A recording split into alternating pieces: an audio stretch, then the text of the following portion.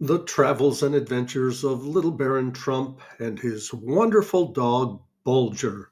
Chapter 2. While it lies within my power to gratify the curiosity of my readers as to what part of the world it was in which I first saw darkness, for I was born in the night, yet as to the nature of the immediate spot on which I was born, unfortunately, I am able to do more than repeat my father's words when questioned as to this point. My son, if I were on my deathbed, I could only say that thou wert either born in the center of a great lake, on an island, upon a peninsula, or on the top of a very high mountain, as I have often explained to thee. Let it suffice then, gentle reader, for the present, for me to inform you that at the time of my birth, my parents were traveling in Africa, that my father had just successfully accomplished one of the most wonderful feats in mountain climbing, namely, the ascent of the loftiest peak of the mountains of the moon, that his guides had abandoned him upon his reaching a particularly dangerous spot in the ascent, but that he had pushed forward without them and reached the summit after several days of terrible privation, suffering both hunger and thirst. It being a peculiarity of the atmosphere after passing a certain height that the muscles of the face and throat become paralyzed, and the unfortunate traveler either perishes from hunger or thirst while in the very presence of delicious fruit and cool, limpid water. Upon rejoining my mother, who had accompanied him as far up the mountainside as the best trained and most sure-footed mules could find a foothold, they proceeded to make their way, as they supposed, to the valley from which they had first set out. An impenetrable fog now shut them in, and they soon found themselves hopelessly and helplessly wandering about. On the morning of the third day, the fog had even increased in thickness, closing around them like a pall, almost shutting out the light of day. While groping about, my father had come into contact with the two beasts of burden which had served him in the easier parts of the ascent. They were quietly and unconcernedly browsing upon the sweet and tender shrubs which grew on the mountainside. Suddenly, an idea came to my father. It was born of that desperation which makes a man think long and hard before lying down to die. It was thus he reasoned. If these animals are permitted to eat their fill whenever their appetites demand, they will be quite willing to stay where they are, especially when they find themselves surrounded by such excellent pastures, and in addition thereto, quite relieved from all toil. Let them, however, feel the pains of hunger, or better yet, starvation's tooth at their vitals, and their thoughts will at once revert to their homes, their masters, their feeding troughs, and they will lose no time in setting out for the village where they belong.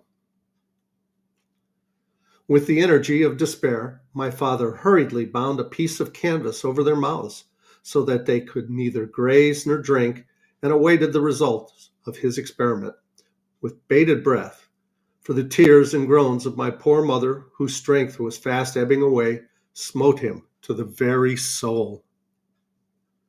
After a few hours, the animals rose to their feet and became quite restive, and in another hour their hunger had so increased that they were making frantic efforts to feed, as my father could easily tell from the jerking of the line which he had been careful to attach to their headstalls. After the fourth hour, there was a long silence, during which the animals seemed to be deliberating as to what course they should pursue. The fifth hour came. My mother had sunk to rest, weak and weary in my father's arms.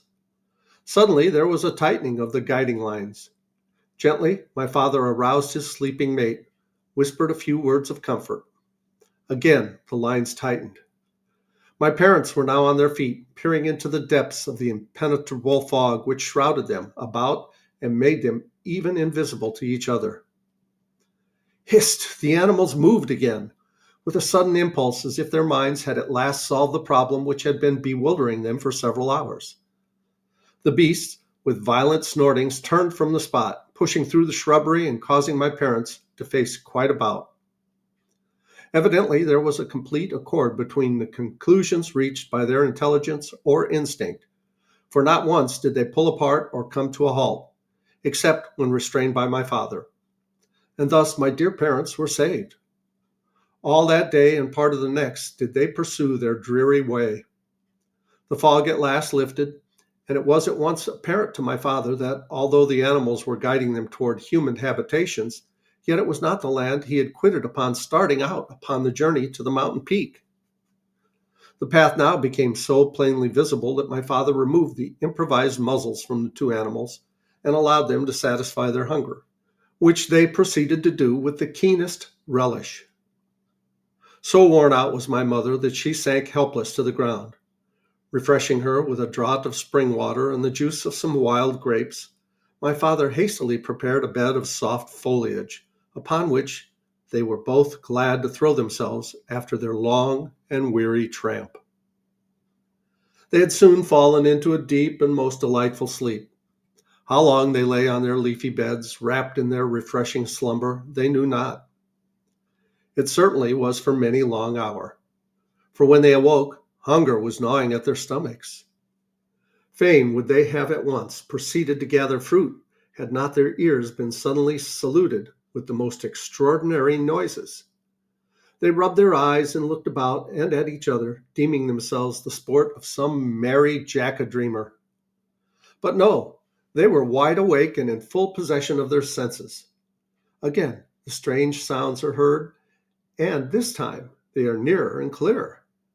There is a rise and a fall, a swelling out, and then a dying away. The sounds are jerky and snappy-like, and there is a singular music in them. Nearer and still nearer they come. Louder and still louder they grow. Wild beasts? Whispers my mother, half inquiringly. Nay, falls from my father's lips, not unless human beings may be so wild as to merit the name of beasts. Hark again, murmured my mother.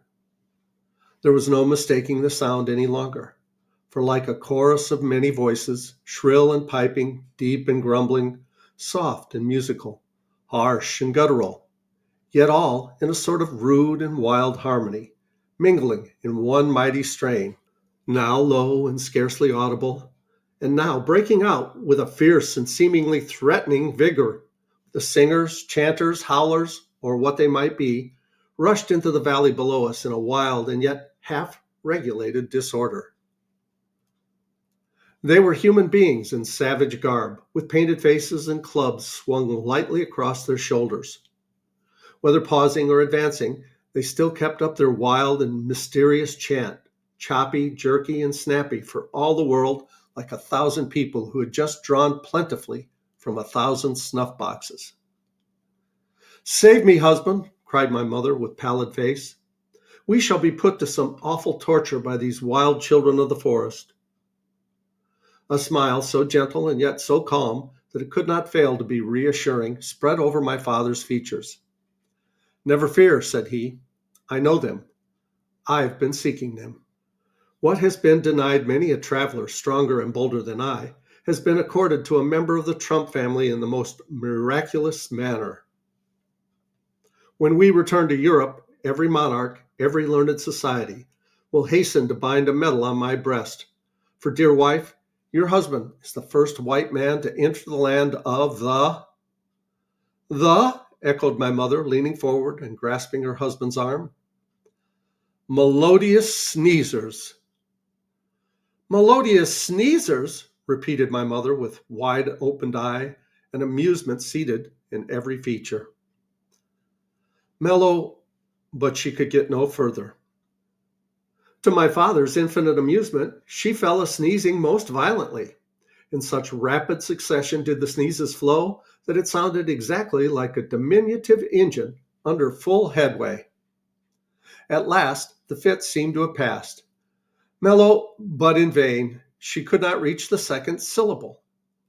And now, in his turn, my father started off, slow at first, but going faster and faster. Strange to say, their sneezing soon began to catch the ways of the country and blended thoroughly, keeping time in spite of their efforts to check it. Know this, dear wife, cried my father, panting when his fit was over, that those strange people stretched on the greenswards below are the melodious sneezers that they are not only perfectly harmless, but gentle, kind, and peaceable to an astonishing degree. Fear them not. Their clubs are only for game. But why? Asked my mother warily, lest another fit should take her. I understand thee, was the reply.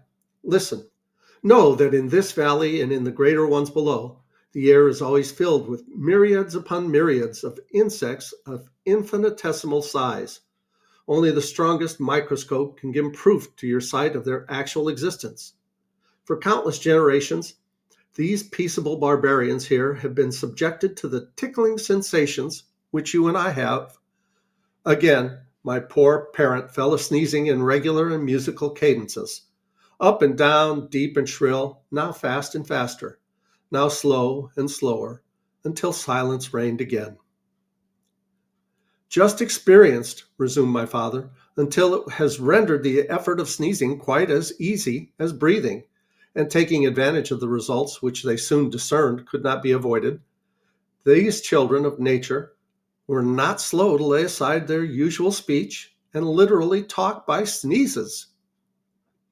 With them, a sneeze is capable of so many intonations, so many inflections, that they find no difficulty in expressing all the necessary feelings and sensations, at least necessary for them in their simple lives, as you shall see later on. Fain would my poor mother here express her passing wonder, but she dared not open her mouth. Come, dearest mate, cried my father gaily. Courage! Let us descend into this beautiful valley, for as yet we are only standing upon the borders of the land of the melodious sneezers, called, in their soft and musical tongue, La Achula. The pronunciation of this word again threw my parents into a perfect whirlwind of sneezes. But nothing daunted, they advanced to meet the natives, who at first sight fell prostrate on their faces, and for several moments kept up a low, plaintive hum of sneezes, with their noses thrust into the grass. By degrees, however, my father succeeded in convincing them that he was quite as peaceably inclined as they were. Whereupon the melodious sneezers performed a most singular and withal pleasing dance of joy, their feet keeping perfect time with their chorus of sneezing. As my father afterwards learned, the dance was to express their intense gratitude to the white spirits for not having eaten them alive. The march homeward was now entered upon, my father walking hand in hand with the king Chulchulu, and my mother escorted by a score or more of his wives, the favorite of the royal house being named Chula Ara Aa, and each successive one according as she occupied a less lofty place in the king's affection, having a shorter name, until at last Chula signified little better than a mere serving maid. My father found that the villages of the melodious sneezers, on account of the frequency and violence of inundations from the network of rivers which completely shut in their land, consisted of houses or habitations built in the trees or upon lofty piles. He and my mother were lodged in one of the most commodious of the royal dwellings, and so many slaves and attendants were assigned to care for their wants that there was little or no room to move about.